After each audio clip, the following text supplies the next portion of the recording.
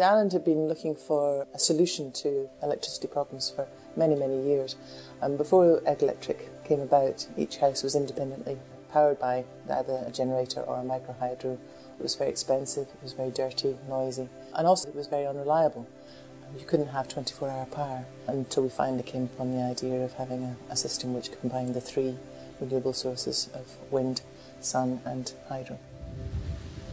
This system is unique in that it's the first time that the three renewables has been integrated into a grid. Transformers are also distributed along the grid, which distribute the power to all the houses on the island. The system was switched on the 1st of February 2008, and it was a wonderful day.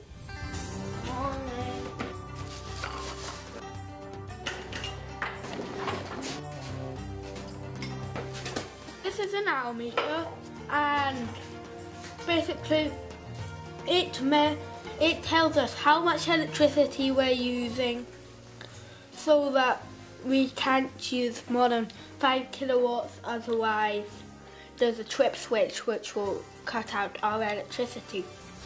We usually make sure we don't use too many things at one time and switch something off before we turn something on. Bye.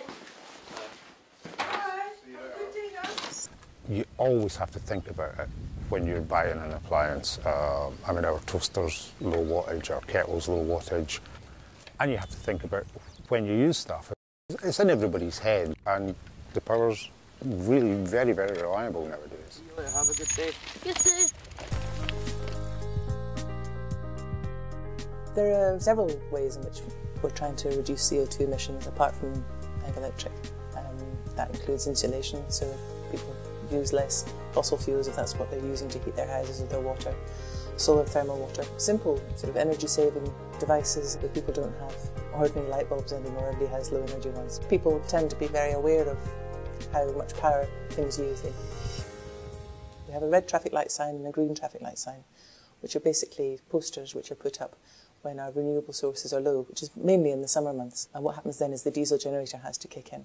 So by letting islanders know that renewable sources are low by a red light or a green light, then people can reduce their power demand at any one point. Another example of how we're trying to reduce CO2 is trying to get people to use their cars differently. And one of the simplest ways was to encourage people to share lifts more often. We have something called the Green Team.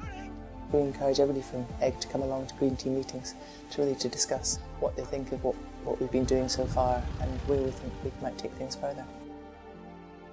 We're trying to encourage visitors to think about their experience while they're on Eigg, to think about how they might reduce their CO2 and energy use when they get home. Any community that's got a renewable system, they're asking, would they have an open day? And we could easily put a wee flyer together saying whichever and just hand it to people coming off the boat. Yeah. Oh yeah. Thank you. £40 worth of electricity. You can indeed. There we are. Thank you very much, my dear. Thank you. Cheers. We'll see you later. See you later. The electricity especially has just made a huge difference for me as a business, because we were working on limited generator power, whereas now I don't really have to worry about anything anymore in there. What that 24-hour power has enabled is produced employment for people, but it's also provided new business opportunities for people. The original design of the scheme was intended to allow for 50% increase in domestic properties on the island. Well, this is actually my son's house. He's just building this behind the polythene there. It's actually a straw bale construction and slab insulation inside as well. And again, high performance windows, and this will get a very high energy rating. Everybody, I think, is now making big efforts to be more energy efficient. Eigg Electric scheme will save the island between 150 and 200 tonnes of carbon dioxide per annum.